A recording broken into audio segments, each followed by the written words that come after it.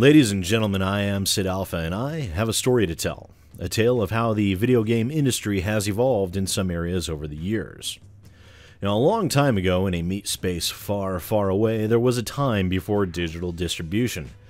There was a time when one had to wait for games to be released in a store that one was forced to visit in meat space in order to procure said video games. There was a time where one could not be certain that they would be able to obtain those video games in a timely fashion, and so those same meat space stores instituted an option to pre-order video games. Now, this allowed people of all ages, walks of life, or vocation to be able to ensure that they would be able to get their hands on the latest video game of their choice without worrying about whether or not the store would run out. And so their names went onto lists, and games were set aside for them to purchase. Later, the stores realized they could earn money from this by charging a small fee for these games to be set aside. This benefited the stores in more than one way. First, they were able to better gauge how many games they would be able to sell, while at the same time making additional money off of those they wanted to ensure they got a copy of the game. Overstocking on games became easier to avoid, and some retailers began actually manipulating their customers by deliberately understocking games. This would force people into pre-ordering titles in order to make sure they weren't left to do without, which netted the game's retail outlets even more money.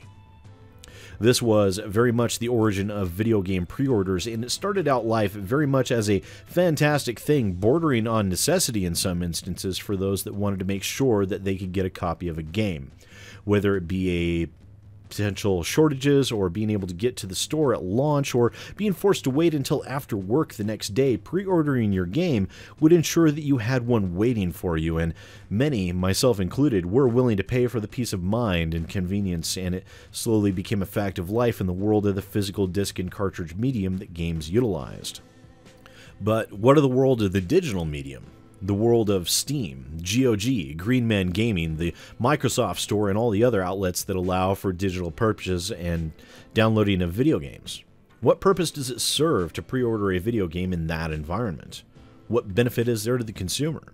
In a word, none. Now, with the ever-rising cost of producing AAA games, in order to stay up to date with the latest graphics architecture, AAA companies spend tens of millions of dollars, sometimes well past the $100 million mark, for their latest shiny thing. It is a terrific investment with a colossal potential gain, but if it's one thing that the AAA companies are fantastic at doing, truly exceptional at doing, it is maximizing profits and looking out for their own interests. And their first step in doing so was to continue pushing the idea of pre-orders until they became synonymous with the culture. However, in the digital market, there is no limitation as to the number of games that can be sold. One need only provide an installer for the game to a distribution system and then merely have a method of releasing those games for download and installation via a game key.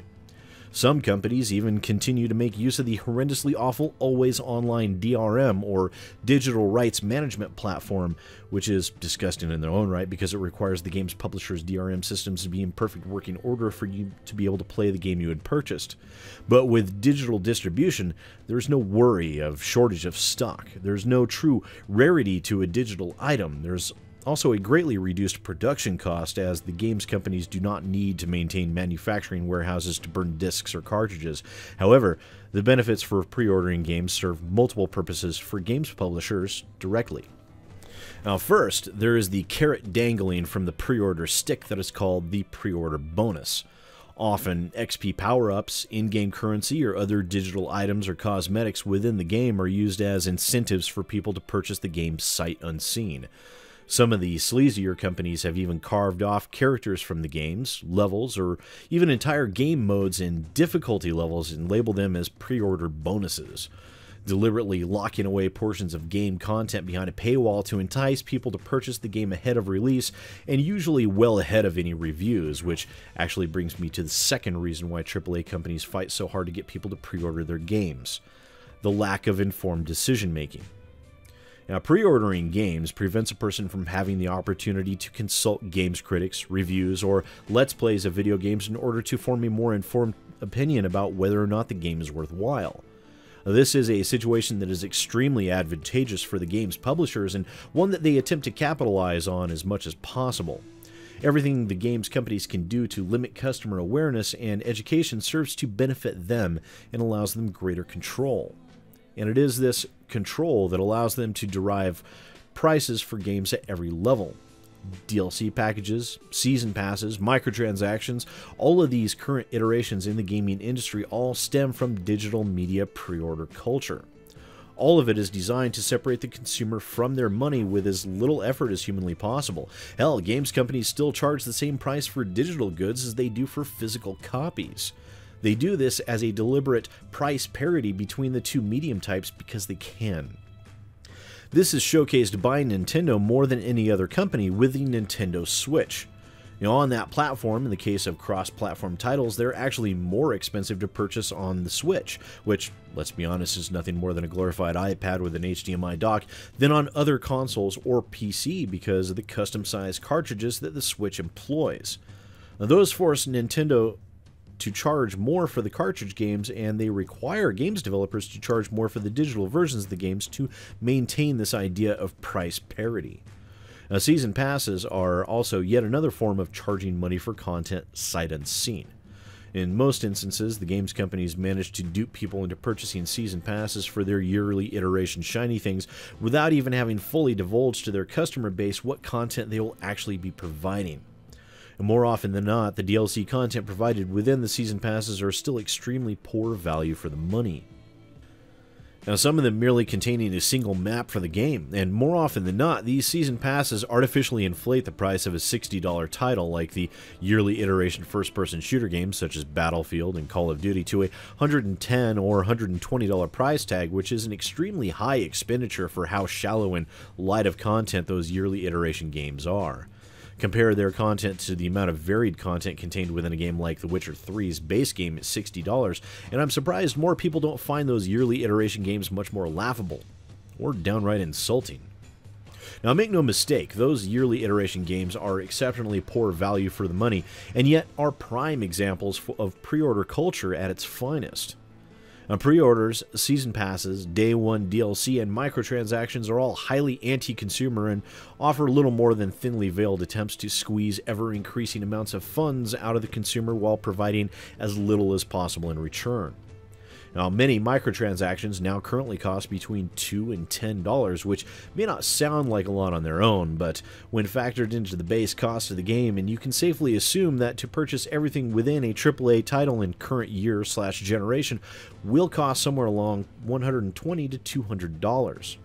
And all of this, they attempt to push on the consumer without them ever becoming informed. But why is that so important? What if I like the pre-order bonuses? Some of you are bound to ask questions like that, and that's perfectly fair. Some of it even has a decent reason. Now, more often than not, the game designers that handle the cosmetic aspects of the game are finished months in advance of the game itself being completed. Now, they do put that time to good use producing additional content for the games like skins, clothing, and other cosmetics. And that's perfectly fine, and in that instance, I certainly don't mind paying extra for the extra content if I choose to do so. However, what games companies typically do is take some of that content and lock it behind a pre-order paywall and call it a, quote, pre-order bonus in order to entice people to shell out money before the critics even have a chance to get reviews out. You see, better than 99% of the time, the pre-order bonuses are nothing more than filler content to keep the artist busy. But games publishers won't stop there to entice people to surrender their ability to make an informed decision. A good example of that would be Square Enix's attempt to push the unfathomably disgusting Augment Your Pre-Order with Deus Ex Mankind Divided. The Augment Your Pre-Order was actually an attempt to turn pre-orders into its own form of pyramid scheme game, where the more pre-orders that were bought, the more content would be unlocked. Thankfully, that was more than a little too far for most consumers, and Square Enix abandoned it, but it was a sickening look into the minds of the AAA publishers and where they want the industry to go. Now, I've been touching lightly on the aspect of the informed consumer all through this video so far, and that's very much because that is at the core of all of this. The right for the consumer to make an informed decision. Pre-orders and season passes are directly anathema to that possibility. The game's publishers don't want you to be informed. They don't want games reviewers to provide you too much information about the game. They don't want anything at all to interrupt the hype train that they attempt to create with every game they produce. The reason why is that if all gamers waited for games reviews and peer reviews of games in order to learn everything they can before they make a purchase, there'd be no chance of having another No Man's Sky. There'd be no chance that they would be able to continue getting away with releasing buggy and broken messes of games. There'd be no Batman Arkham Knight on PC. There would have been no Dishonored 2 debacle. AAA developers and publishers would have to rely on completed products more often before they started making their money back, or else they would end up losing vast quantities of funds, and that is something they devoutly wish to avoid. In the environment of digital distribution, there's absolutely no benefit to pre-ordering games and season passes to the consumer. All they serve to do is take power away from the consumer and put it squarely in the hands of the game's publishers. The more power they have, the more emboldened they are to produce less while continuing to raise their prices through in-app purchases, microtransactions, and bottom-of-the-barrel DLC content, all the while forcing consumers to rely less and less on games reviews and more on taking the corporations at their word. And once we're finally to that point, they will literally be in a position to get away with whatever they want. We're already very nearly there. In this day and age where games publishers are actually lauded as heroes for not including microtransactions or not locking large portions of content behind a pre-order paywall or including a season pass, it's plainly evident that in a battle between consumer rights and the corporations are clearly winning. So I would urge each and every one of you to speak with your wallets very much against these practices. Don't pre-order your games. Don't purchase season passes. Do seek out reviews of games before you buy them. The only way these companies feel emboldened to continue these practices is because we indulge in them and show them that they work. That perception needs to be changed, and it can be, one person at a time. But what are your thoughts on all this? I would love to see them down in the comments below. I know it's very large conversation to have, and there's a lot that still needs to be covered when it comes to topics like this, so I'd love to hear some of the feedback that you guys might have in regards to it. Now, if we get enough for a full discussion, we might do a follow-up video on this as well. And while you're at it, while you're down there, please do remember to like and share. And if you're new to the channel, please do remember to subscribe. It helps out more than you might think. It will also notify you when we do a follow-up video on this or when we do another video. If you feel like supporting the channel even more, there are links to my Patreon, Twitter, Facebook, Reddit, and Vote down in the description below. And once again, ladies and gentlemen, I am SidAlpha, and thanks for watching.